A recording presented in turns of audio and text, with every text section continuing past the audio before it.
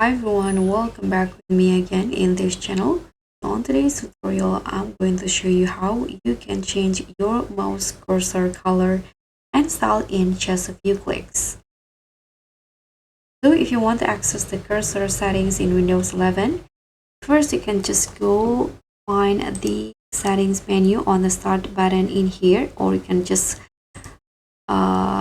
search for it in here. Then click on this accessibility options on the left side menu.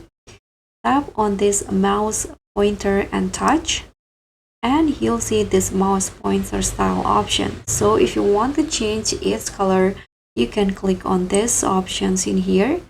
Then you can find the recommended color for the cursor. As you guys can see, when you click it, it will automatically change. You can also choose another color by clicking on this button in here, and you can customize or choose the color that you prefer. And once you select the color, you can also adjust the size. You can make it bigger or you can make it smaller, just like this, just using this slider in here. And you can just close it, and the changes will be automatically saved just like this.